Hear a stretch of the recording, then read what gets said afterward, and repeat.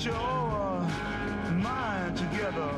It's a very special edition of the Hank Stolz Experience. We are so glad that you could join us as we are right now at the Ron Bouchard Racing Museum. I mean, legendary cars all around me. You can see behind me one of the most legendary cars of all, the one in which he won Talladega in 1981. Now, the last time that we were here, which was not that long ago, of course, we got to hear from the legendary Ron Bouchard himself, and sadly he is no longer with us, but we are so pleased to be back at the museum now, completely open. And Paula, thank you so much for having us here. We appreciate it. Well, thank you for coming back to the RV Racing Museum. Now, the last time we were here, it didn't look quite like it does now. It was close, but not exactly as it is today. It is absolutely gorgeous. We have, as I said, probably the most famous of the cars right here behind you as we're speaking in this wonderful shot of just the joy and the excitement, that moment of victory at Talladega for Ron. Can you tell us, folks who will be coming here and be coming to the museum, you helped design this, put this together. When they come walking through the door, as I did today, what is it that they're going to be seeing? What are some of the other cars and the things and the memories that are here? Well, they'll be seeing Ronnie's good friend George Summers' car. They'll be seeing the number 7 that Ronnie drove. They'll be seeing the Len Bowler car that Ronnie drove. They'll be seeing a car that my father raced many, many, many years ago. They'll be seeing Ronnie's brother's cars. And we have a lot of old antique cars as well. It's a terrific piece of history, and I think that it's very inspiring too that it's right here in Fitchburg, Massachusetts. As you said, you know, your father's car is here as well. We're going to hear, by the way, you talked about the car that's got Georgie emblazoned on it. That's actually off to the side here. George Summers is going to be joining us in a little bit, and he'll be telling us some of his great racing stories. So you grow up in a racing family. Obviously, you know, you marry Ron. What's your feel about what it's like to be out there at the racetrack, the thrill, the excitement of it all? It's an incredible feeling. I've been in racing since I've been a baby, so that's the way my life was my whole life, being in automobile racing. So it was wonderful to see Ronnie from the lower levels to race all the way up to the higher levels. It just sat enough in my heart. I wish that we could have seen how far he could have went, because I believe he could have been another Dale Earnhardt. Yeah, yeah. I mean, a little bit of that, you know, as you said, you've been in racing really so your whole life and surrounded by racing and the noise and the sound of the track and the sounds and the incredible career that Ron did have. From that perspective, then, from being right there in the midst of all that action, some of those highlights that you experienced. Highlights would, you know, being involved, going from modified up into, back then it was called Winston Cup, and just being around corporate people, you know, like going to a French restaurant, Ronnie looking at me, me looking at him, like, what do we order on this menu, because neither one of us knew French, so we were like, I saw steak, so I kick him, I go, steak. And then just to be involved, like knowing Teresa Earnhardt and Ricky Rudd's wife, and just the whole experience to be at a lower level and then be right up there with the big guys. Now, some of those days at that lower level, I mean, obviously you wanted to move up, and Ron kept going, and as you said, kind of reached those heights. But those days when you're just starting out, those must be some terrific memories. Absolutely. Just trying to get to the racetrack was a big experience. Back then we couldn't afford to fly, so we would go up and down the highway in a van with about 10 of us, and turn around on Sunday night and come back. And then when Ronnie got into thinking about selling cars, we would pick up used cars down there, and then him and I would tow bar them back, and then we'd get them here and sell them on the lot. And that's how we began into selling cars. Yeah, I want to get a little bit into that in just a moment too. You know, Ron was kind enough to tell us some of those stories the last time that we were here. But you talked about then going from when you guys were driving down the highway to the days when you're with the sponsors and the French restaurants. What was that first like when you were first making that leap, when Ron was making that leap to the Winston Cup circuit?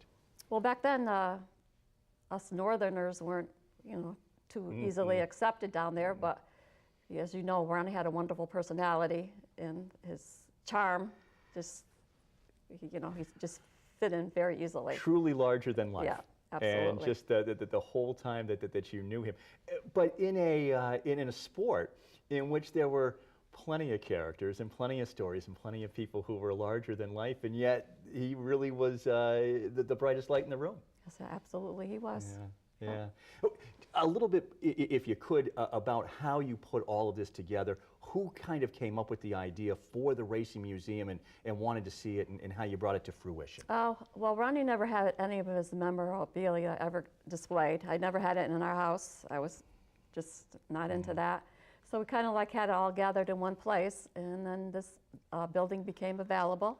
So we figured, you know, it's now Ronnie deserves to have all of his stuff displayed. So my good friend, Miss Mary, as I call her, and my brother-in-law, Burgie, together, the three of us created this, and we put a lot of love in. Well, you feel it. I mean, it is just terrific. Before they bring them on for a well-deserved bow for all the work that they have done here, and to thank them for doing that. How did it all come about that, as you said, you know, now here you have this space, but an incredible career, very successful. You know, I mean, you could fill up a museum with the trophies that you won for how many cars you've sold. How did all that come about? That, I mean, getting into the car business. Ronnie was always thinking. His car blew up at Daytona. He was driving a Buick V6. So at the time, the head of Honda was always hanging around the racetrack. So a couple of the other drivers became Honda dealers. So Ronnie blew up, and as he coasted into the pits, the head of Honda was there. So the head of Honda goes, you know, what happened here, Ronnie? So Ronnie told him, and he goes to him, by the way, are you interested in putting a Honda dealership in Fitchburg? And he said, as a matter of fact, I am. So he said, call me on this day. And so we headed back north, and we stopped several times, and we finally got a hold of him. And Mr. Bill Meyer said, yes, Ronnie, you have your franchise in Fitchburg. Isn't that fantastic? And the rest really is history. Well, as you said, Mary and Burgie were so instrumental in helping put this together. People can come and they can visit right here in Fitchburg, the Ron Bouchard Auto Museum. When is it open? It is open on the 1st and 3rd Saturday of each month between 12 and 4. And just come. Come on down. Come on all right, down. well, let's bring Mary and Burgie in here, guys. If you can come on in, because we just want to say thank you. And yeah, I know I don't think they've gotten any recognition. So without them, I could have never got this job done, and I truly appreciate it. Fantastic job to all of you, truly, Burgie. What a wonderful job. It is just gorgeous here. Mary, wonderful. Thank you. Thank you. Paula, Thank you so much for joining us. We have a lot more memories to come. Stay with us right here on the Hank Stolz Experience as we are at Ron Bouchard's Racing Museum. Giddy up, giddy up, giddy up, 409. Giddy up, giddy up, giddy up, 409. Giddy up, 409. Giddy up, giddy up, giddy up, 409. Nothing can catch her. In the summertime, when the weather is fine, you can stretch right up and touch the sky. When it's vacation time, you got MSC cruises on your mind. Have a drink, relax, you're gonna have a good time. Sail along with us at MSC, see a fabulous show and be happy. Call your local cruise planners travel agents, Ted and Tom, today at 774-261-8160 or visit them on the web. Why camp? Camp what? Best summer ever! YMCA Summer Camp. Children 3 through 17. Swimming. Playing sports and games. Learn funny songs and skits. Get messy! Just being a kid! YMCA of Central Massachusetts. Best summer ever! YMCA Summer Camp. Camp YMCA! Or visit ymcaofcm.org.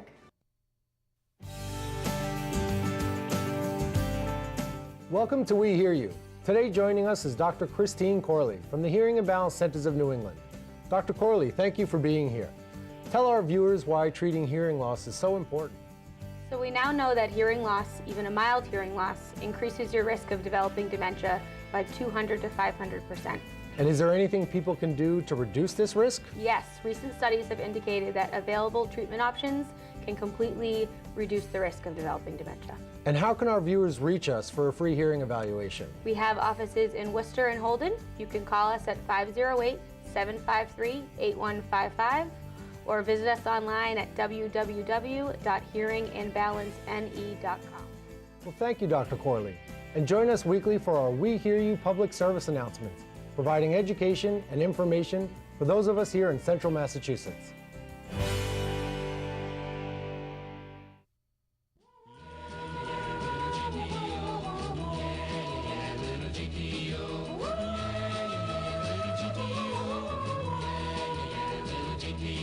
Wonderful, wonderful memories of Ron Bouchard, and we are here at the Ron Bouchard Auto Museum. And Chad, thank you so much for being with us. Thanks for having me. So you really literally grew up with all of this all around you. I did. What was that like? I mean, and when did you first kind of say, gee, a lot of people know my dad and know who he is? Yeah, well, actually, I really don't I have no memory of any of the racing. I think I first remembered things right after he retired. So I heard a lot about it, but you know, I just saw pictures, videos. Not until now, as you can see everything around here, I didn't really get to see all of it put together. But I really don't have the racing memories that the rest of everybody did have. You know, because as we were just talking, right? I mean, you know, this thing about there wasn't a lot of it in the home then. There wasn't. So really gathering it here really is the first time that anybody, yourself included, but certainly for fans, to be able to kind of come and see this whole history put together at the museum.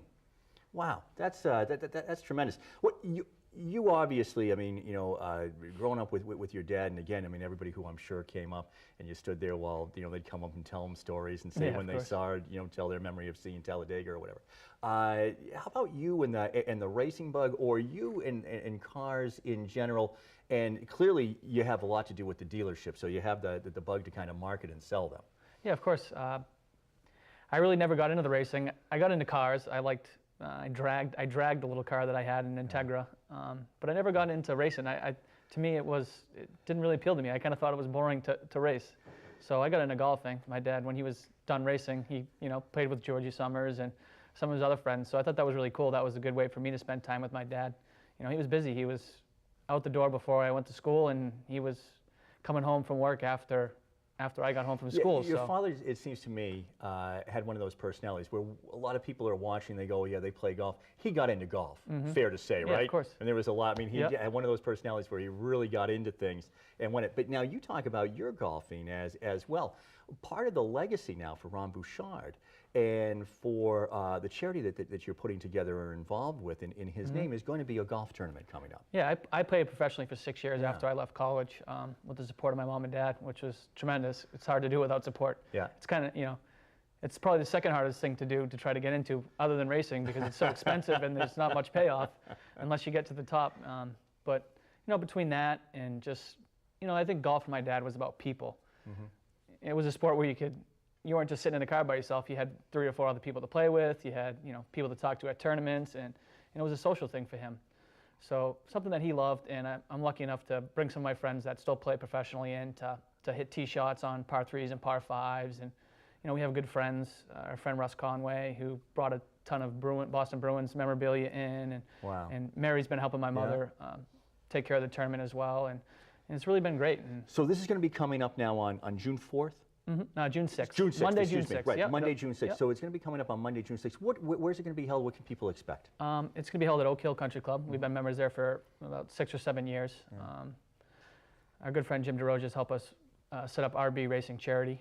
It's a nonprofit foundation, so we're kind of using that. And this is kind of our Kickstarter event, the golf tournament, to get people out there and get the word out. He's writing a children's book about my father, so it's really cool to get that started, the charity starting, you know, I think, and just bringing everybody together and sharing the memories. And well, you know, you talk about sharing the memories. The interesting thing, as I understand it, about this children's book that is being written is because here is somebody, the author of the book that you just mentioned, that was so inspired by your father. You know, here was another person from Fitchburg. Here was somebody who was out doing something terrific, and so now, you know, it has inspired him to write this book. The money that is being raised by the charity, what is that going to be for? Some of it's going to go to Hope Lodge. We're still working on, you know, exactly where everything is going to go, obviously, but we want to donate some of that money to Hope Lodge to help them raise money to buy vans, which they transport people to and from Boston for for the cancer patients. So that's obviously something that's near and dear to our heart. But it's a good story. It's one little story about a kid from Fitchburg, following the kid from Fitchburg. But I think if you look at racing, and you look at where racing's come now, there was only a handful of, not even a handful of guys racing from the Northeast or just not in the South, but now there is. This was such, I mean, I don't know if people, I know that we have a lot of people who are racing fans, because I heard from them after we did the first show with your father. Wow, I mean, just the incredible memories that they had, whether they saw your father or not in person, but just of all the smaller tracks that were around in Westboro Speedway and everything else that people talked to me about. But what he did in 1981 really was like a Rocky moment. I mean, that was something that was really kind of unheard of when he went down to Talladega and won. As you said, by the time you came along, it was history. But I mean, it is just an incredible moment in sports that happened. Have you had to watch? Did you have to watch all the tapes and everything? Or yeah, we get to watch it right on the TV right here. You're right here. I've seen it plenty of times. It's not that I haven't seen it. I just didn't see it live. That's all. Right, exactly. When you were a professional golfer, did the fact that your father had been in sports and had successes as well, was that a way that you guys were able to talk to one another and talk about some of the whether it was racing or whether it was out there, on the golf course, the fact that you were both pros in tough sports had to be something that you could bond over? Yeah, it was the easiest call to make after I had a good round of golf, but when I had a bad round, I just ignored making that call because I knew it was going to be a tough conversation. But I think him being hard on me motivated me to be better. It wasn't. It's all in your control, just like racing was. You played well, or you drove well, or you played poorly, or you drove poorly. It's nothing more than that. Bring that to the dealership too. That same kind of drive and attitude. No, exactly. I think my dad taught me a lot about dealing with people. I think that's the most important part in the automotive industry. And if you deal with the people, everything's going to be fine. So, that's what he taught me mostly, and that's what I'm using today. It's interesting. I mean, it really is a great life lesson. Because each of you, it seems to me, that the sports can be thought of as being sort of solitary sports. You're out there, you're playing, that round of golf, or you're out there on the track, 100 laps or however long or hundreds of laps in some cases. And, it seems sort of solitary. And yet, clearly, this legacy of what a people person. What a person who was able to, to kind of light up that room and the whole larger than life. That's really, that's really amazing and a great legacy. Yeah, of course. It really, really is. One more time, just give us quickly the details, because people can still sign up and come out to this golf tournament. Yeah, of course. We're pretty close to full, but there's a few spots left. And, going forward, it's not going to be just a golf tournament. It's going to be a charity where we're going to be giving back to, the area that my dad loves so much. So June 6th at Oak Hill Country Club, we'll be racing for a cure.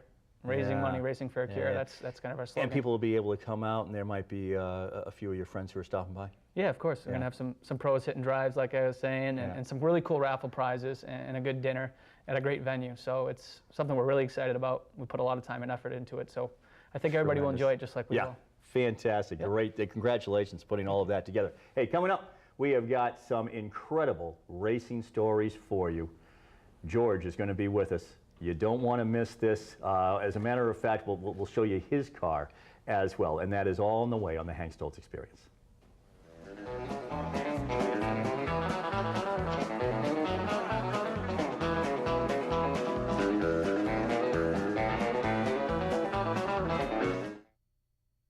Remember when things went on around you that you really wanted to see, but something made it difficult?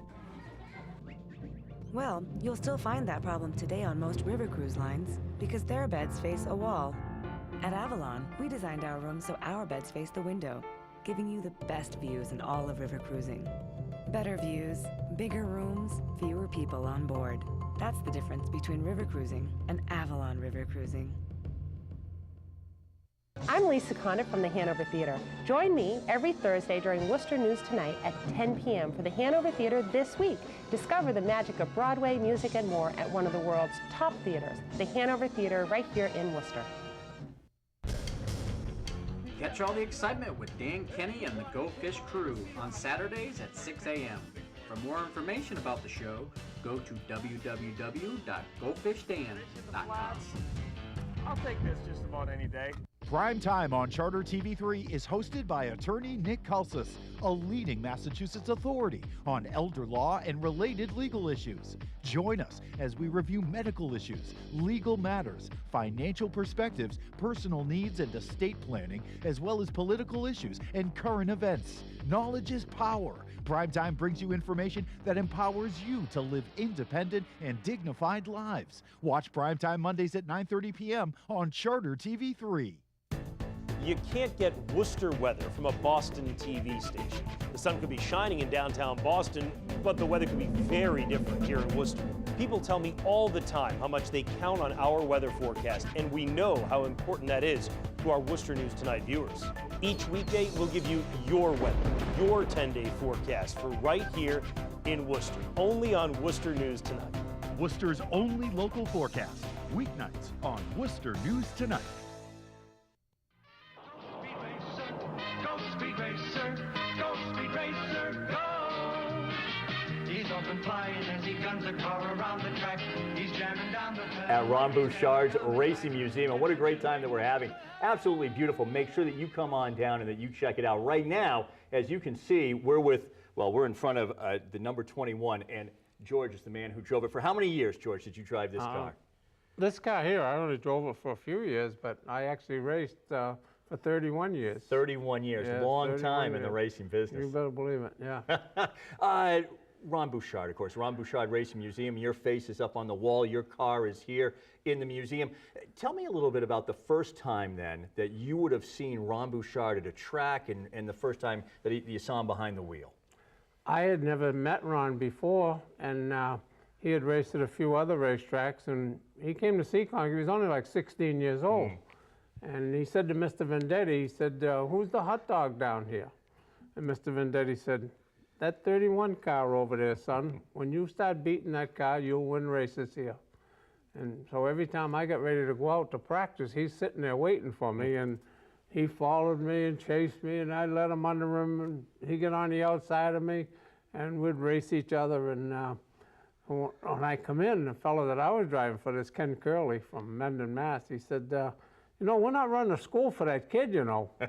I said, that kid's got more talent than any kid I ever see come along. And him and I got to be the best of friends, and we hung around together for 50 years. For 50 years. I mean, yeah, really a lifelong friendship. How unusual was that here was somebody who, you know, clearly kind of wanted to knock off the number one at the track, which was you, but you really took him under your wing. Ronnie was such an easy fellow to get along with. If you talk to him, and he was he'd be your friend. I mean, he's just a wonderful guy. He really was. And we just got along so good, and we raced together. We raced hard, and before you know it, after a couple of years, he was a better driver than I was. And I had won a championship there, and then he'd come in, and I won the first year that he was there. And then the next year he won the championship. And the next year after that, he won the championship. So I said, buddy, you're taking all my gravy away here. You know, you're wasting your time here. You got more talent than you need for Seekonk Speedway. You should go on to bigger racetracks. Gave him a little nudge in the right direction. I gave him a little nudge there, yeah. And so I introduced him to Bugsy Stevens. Yeah. And Bugsy and I were dear friends. And so I'm telling Bugsy, I said, this guy has got a lot of talent. He said, well, we'll get him down to Stafford Springs. We'll take him down there. And so the next following year. So this is the next step up, next rung up the ladder. Up. Yeah, it's a lot bigger racetrack. And so he goes down to Stafford Springs, and first year he goes down there, he wins the championship down there. So Bugsy said, we'll cool his heels down, but they didn't cool him down a bit, right? He was on his way. Yeah. And you know, he went from there, and he just kept going confidence. up and up, and before you know it, he was in a Winston Cup car, and he had really quite a career. And he did have quite a career in Rookie of the Year and Talladega. Do you have? Where were you, for example, when that race was happening with? I was with at Thompson, Connecticut. You were racing, right? I was racing at Thompson, Connecticut, and some of the people had it on radios and things, and then when he won it, it came over the loudspeaker that Ron Bouchard had won the Talladega 500. Wow, Yeah. and the place went crazy. Oh, sure did. Yeah, it sure did. And again, this whole sort of rivalry about racing in the Northeast as opposed to down in the South, was that something that was going on back then? There was very few that went from up here down there. And when he did, I mean, he went right to the top in a hurry. And when he won that Talladega race, he had only raced down there 11 or 12 times. Wow. And it was really quite a... Yeah, pretty amazing. When you race, because you said, your story started out, you were racing against each other, but then you were teammates. Yeah, we were teammates for a year. That's Billy Hood. He had 2 cars. He had two 7 and a 7X or 7. Well, anyway. And the 2 of us ran together. Yeah, we ran at Seekonk together, and then he ran at Stafford Springs with that car. And yeah, for a year, we were actually teammates. That's fantastic. And you guys kind of played off each other pretty well. I understand there were some. Well, what did you have written on the back of your car? Oh, I think Billy had Big Bucks or something written on the back of my car, and on the back of Ronnie's car, I think he had more bucks. More bucks. More bucks. Yeah, more bucks. Yeah. Yeah. That's great.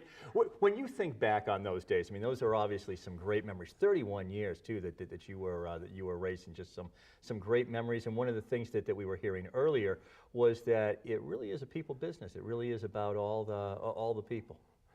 Well, you're thinking of some bad people at the moment. Well, no, it was a fun thing for us, really. That we enjoyed it, and I can remember times like at Seekonk when him and I would start in the back, quite a ways back, and we'd work our way up to the front, and we'd be waiting for a restart, and we'd be running first or second like that, and the people in the stands would be saying, "Oh boy, here's Summers and Bouchard. They hate each other. Watch this," And but we were the dearest of friends. And, yeah. But rivals out there.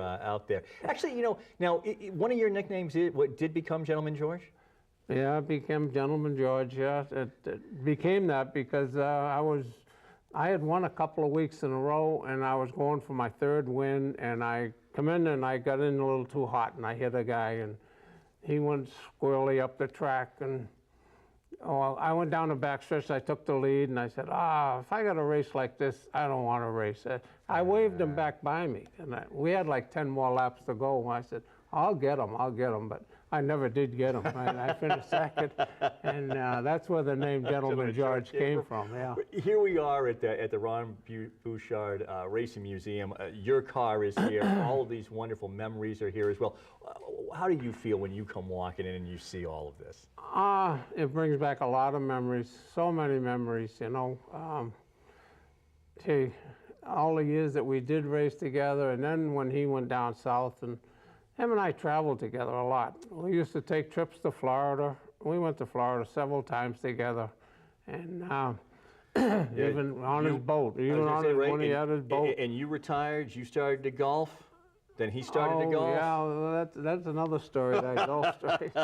All right, that'll be the next show. We'll do that one. Hey, we do want to ask everybody you guys, what a wonderful job and what such fantastic memories. So we do. And George, thank you so much for coming and sharing some of yours. We do want to invite everybody to come to the Ron Bouchard Racing Museum, and what a fantastic job. I mean, I can't even describe, all the memories. Anybody who has been a fan of racing, this is the place that you want to be. And as always, thank you very much for joining us right here on the Hank Stolz Experience.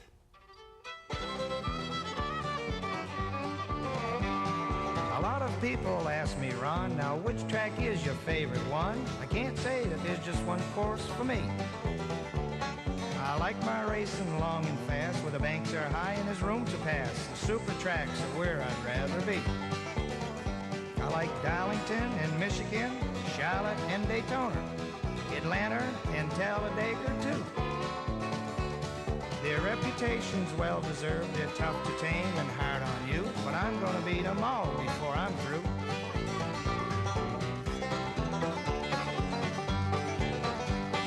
Now I enjoy those super tracks that burn that rubber on each lap. Run the straightaways at 200.